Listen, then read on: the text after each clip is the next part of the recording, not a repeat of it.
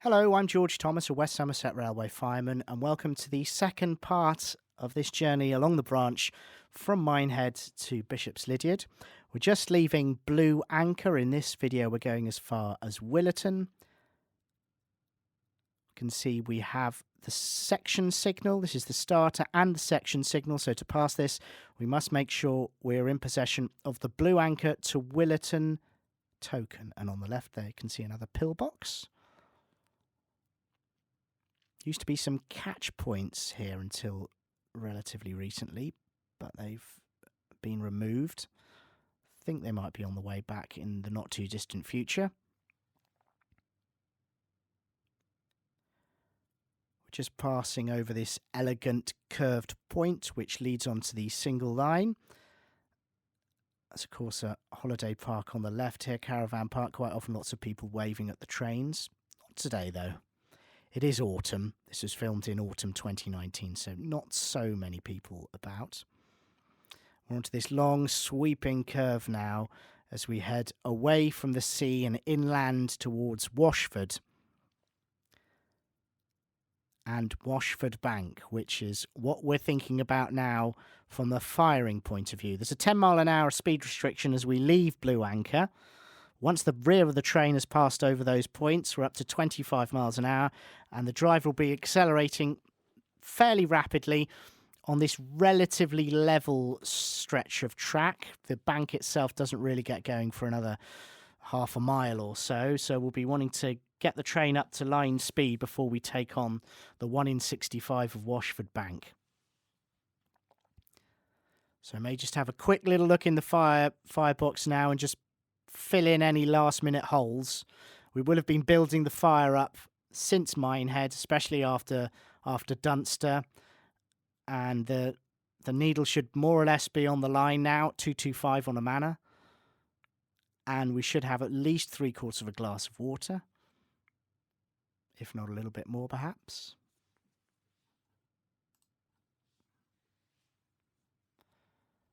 Just coming up to an occupational crossing. There's another quite decent length of straight track here.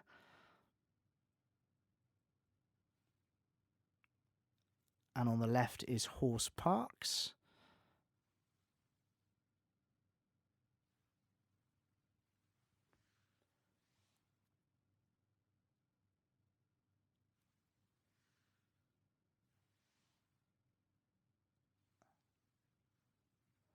So another couple of occupational crossings along here, and there's the down Blue Anchor distance signal.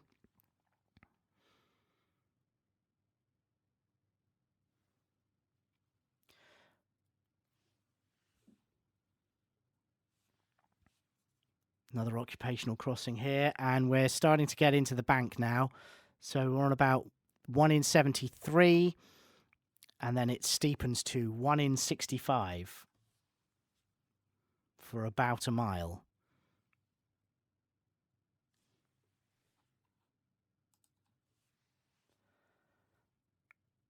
So about to come up to Black Monkey Bridge, which has had a speed restriction on it for the last few years of 20 miles an hour for most locomotives. So the driver will shut off briefly. Got to make sure the blower is on and the injector is on as well just before we come up to Black Monkey Bridge, because shutting the regulator, if you didn't put the injector on, would probably make the engine blow off.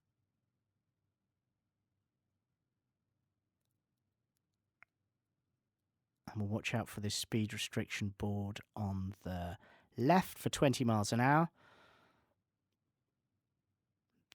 This is Black Monkey Bridge. And the restriction only applies for the locomotive. So once the locomotive's off the bridge, we're back accelerating hard again. Probably turn the injector off.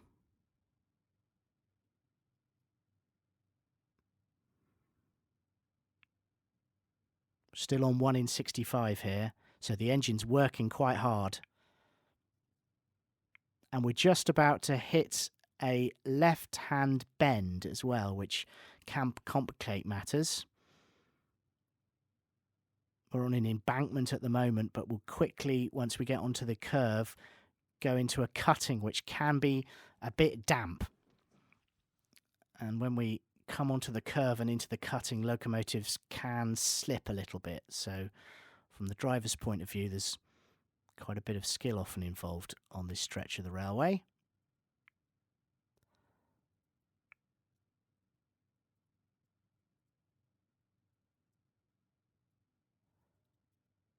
On the bank, we may have been chucking in a few shovelfuls of coal to keep the pressure up as we head up, and we'll almost definitely have the injector on now to maintain the water level. Just about to go over Brook Bridge, some very attractive cottages just on the left-hand side here. I think actually it's just one house now. And we're just coming onto that curve now and heading into the cutting. As you can see, there's quite a lot of trees around, so there can be quite a lot of leaves on the line in autumn, which can make things even trickier.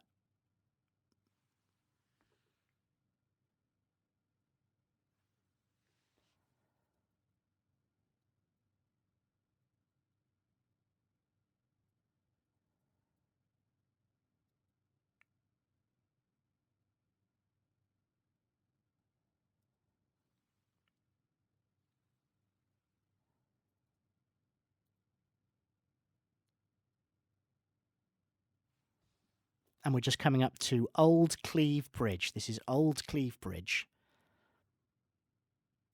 As the cutting deepens and we continue to curve round to the left.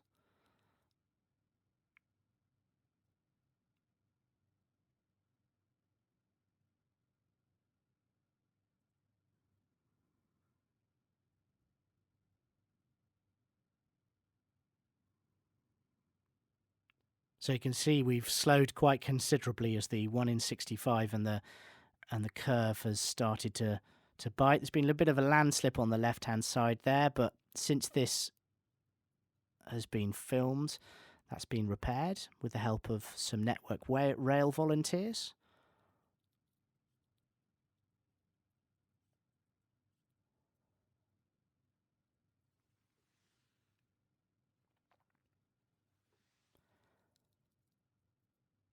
So if we were going chimney first, we'd be quite concerned about the water level here, because of course as we head up the gradient, the water goes to the back of the boiler and covers the crown, but once we go over the top of the summit, the water goes towards the front of the boiler. So we've got to make sure we have the water up quite high, because once we go over the summit, it'll drop down again in the glass. That's Halscombe Accommodation Bridge we've just gone under, and we're just approaching Washford Station.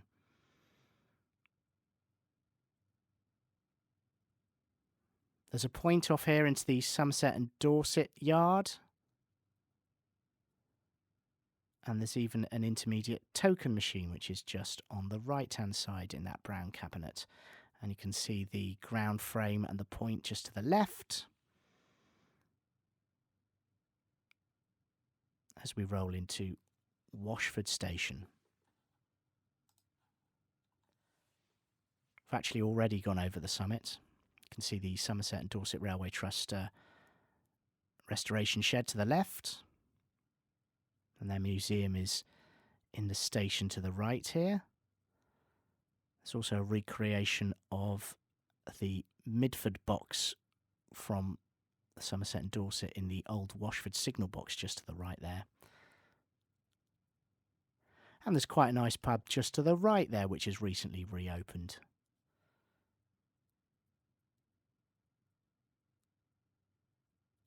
Those signals off to the left are just for demonstration purposes. They don't affect us.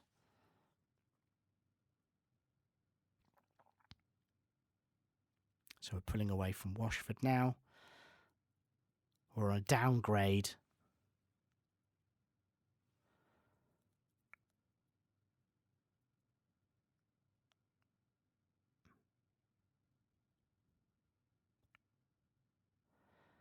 And there's a nice pub garden just to the right here, which is a nice place to watch the trains from.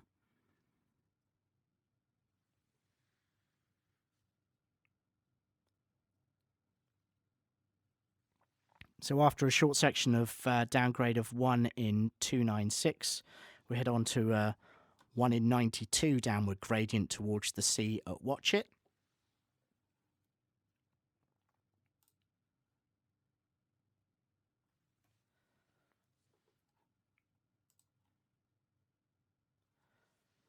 We're just passing over Washford Bridge here over a small road.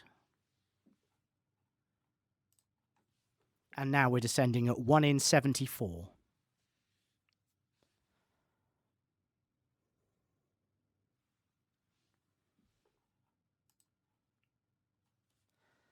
There's the playing fields and park to the right here, which is a very nice place to watch the trains. Some quite nice photographs taken from the field on the right, actually. And just to the right as well, there's an embankment. That's where the old Mineral Line railway used to run.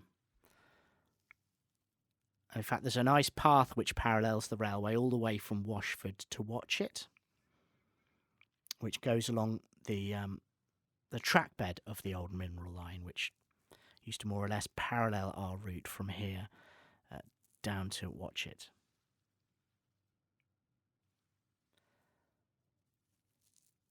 Just slowing for By Farm Crossing now.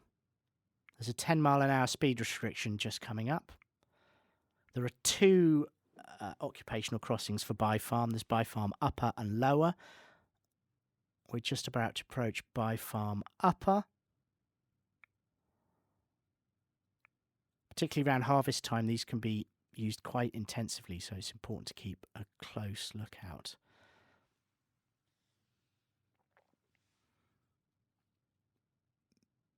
This is By Farm Upper, and as you can see, there's an SW, sound whistle board to the left.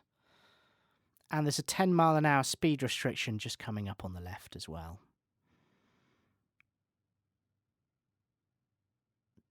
It's purely due to sighting reasons for this next level crossing. In the down direction, it's 25 miles an hour, but as you can see, the level crossing just coming up By Farm Lower.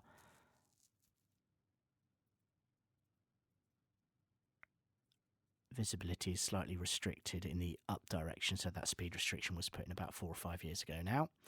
Once we've gone over it, back up to 25.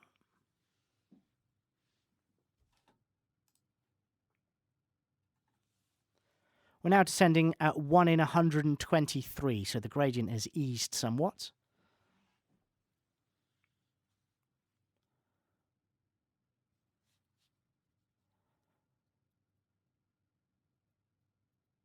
Might just be having a look at the fire right now.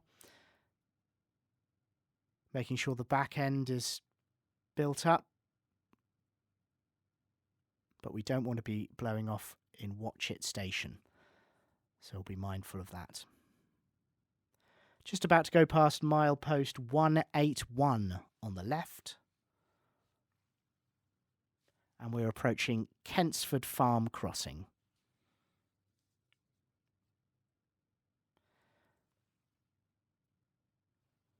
This is quite a popular footpath uses Kentsford Farm Crossing, so we're keeping a close eye out. It's actually no whistle board in the up direction. There is in the down direction, but we're still keeping a close eye out. Here is the crossing.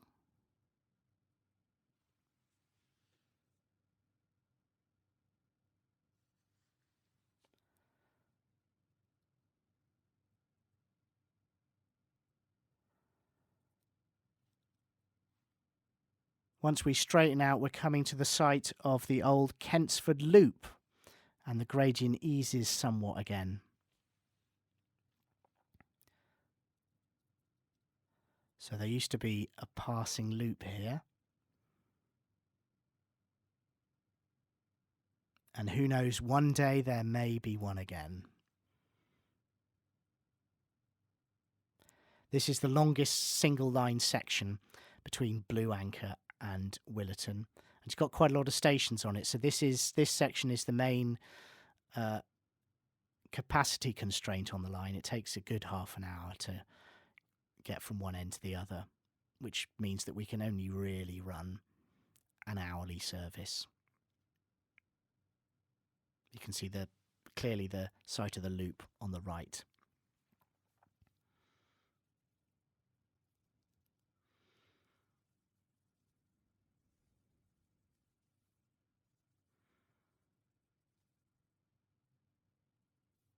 And we're just slowing down for a temporary speed restriction round the corner here.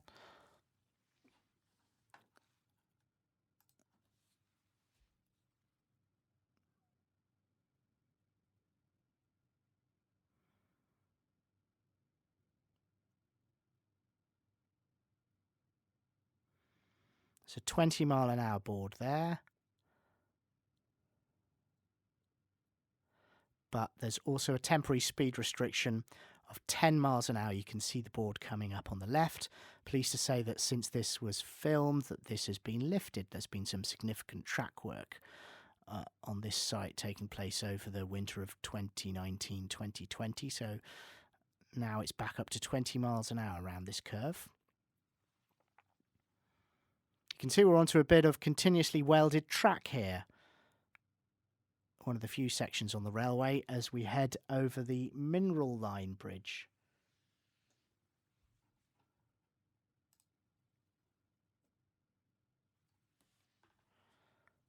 So this is the point that the old mineral line used to go underneath the Minehead branch.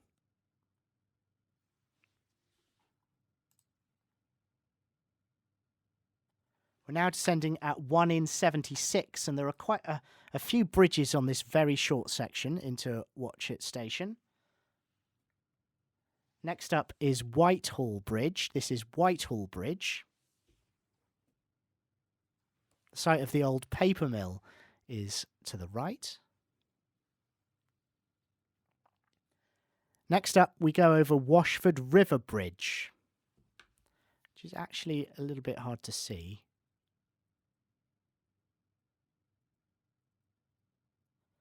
We've just gone over it just now. And we're curving down into Watchet Station, again on a 1 in 76 falling gradient. So the driver's concentrating quite hard to keep the speed of the train under control as we head under Watchet Bridge.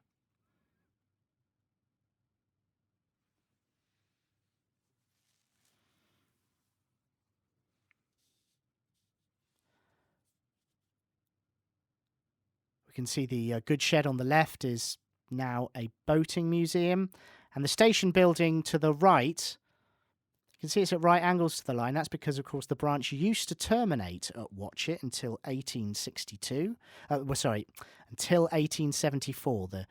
The bit from Watchet to Minehead was opened in 1874. The branch to Watchet opened in 1862. Just single line through Watchet now, but there used to be some quite extensive sidings off to the left, which served the harbour. And, of course, the goods shed, which we've just passed. It's a whistle board to the left, but we're going to stop just before the foot crossing.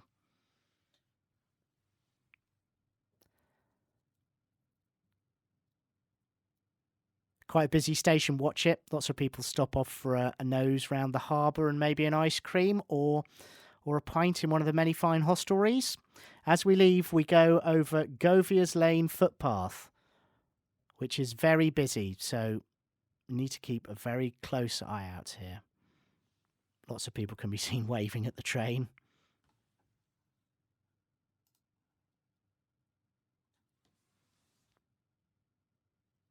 And we're just climbing away from Watchet now at 1 in 183.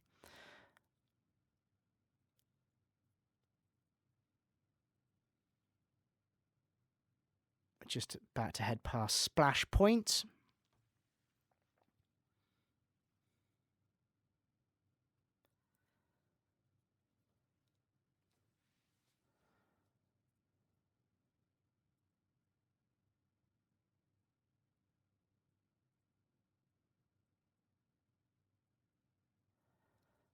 So this is Splash Point here.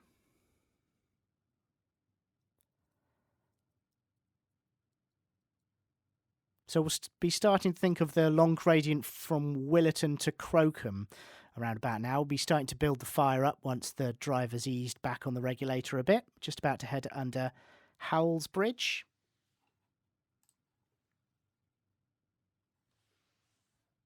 Or also known as Helwell Bridge. Yeah, it's about 6 miles from Williton to Crocombe, and it's all uphill. about 1 in 100-ish. So from the firing point of view, that's probably the most challenging stretch on the line uphill from Williton to Crocombe. So we'll be starting to build the fire up and making sure we've got enough water in the boiler for that. Passing some new houses on the right here.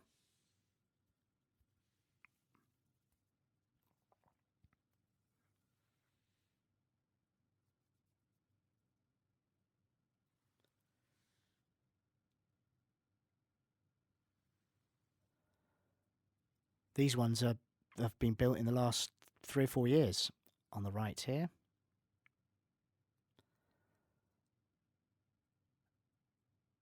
We're just about to say goodbye to the Bristol Channel. These are our last views. It's looking particularly blue today, actually. Quite often it can be a slightly murky grey colour. It's looking almost inviting, though. And we're coming up to a 15-mile speed restriction for the curve into Doniford Holt.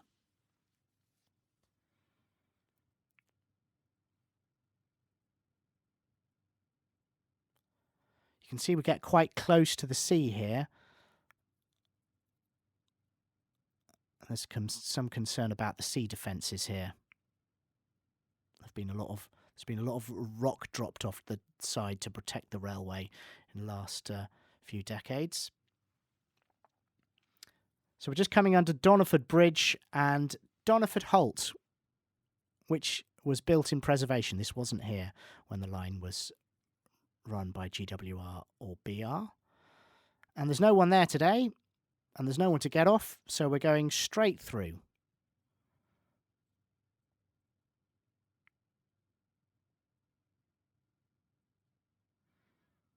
Another section of relatively new track here. We're just going over the AWS magnet for the distance signal for Williton. Of course, a fixed distance, as they all are on the West Somerset Railway.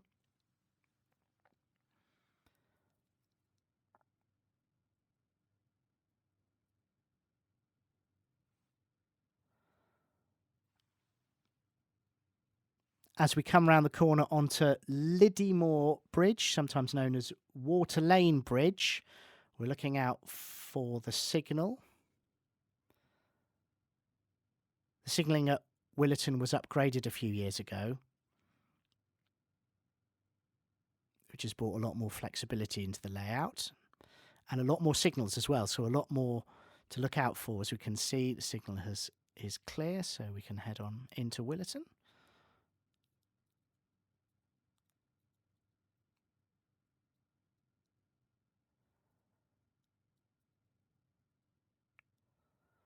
We'll be keeping an eye out for the other train here. Nearly always you cross a train at Williton, so be watching out for signs of steam or smoke to see if they're there and whether or not we're going to get a clear run through or whether we're going to have to stop and wait.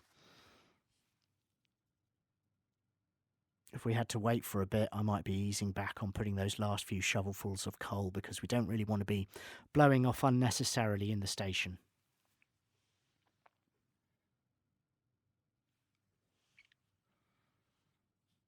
Keeping an eye out for the next signal as we come around the corner into Williton.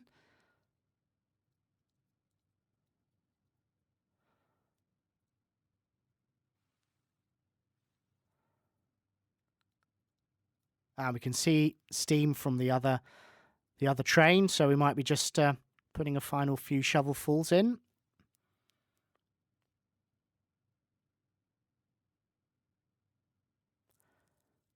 And the signal is off for us to run into the platform.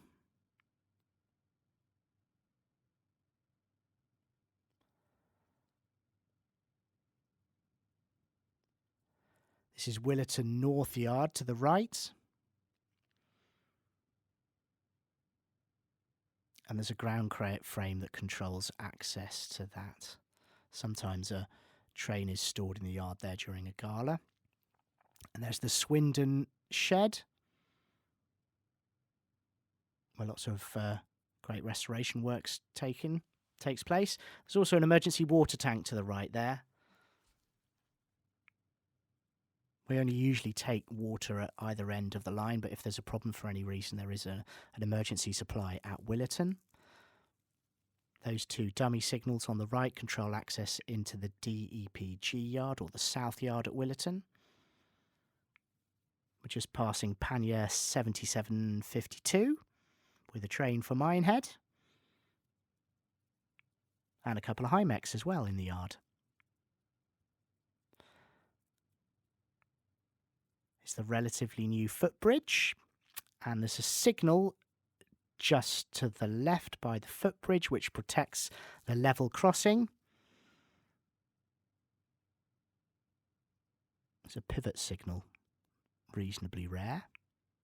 And you can see the signalman just on the left, just about to exchange tokens with us. It's going to give us the Williton to Crocombe token. And that's the section that we'll be covering in the next video, which I hope you can join us for.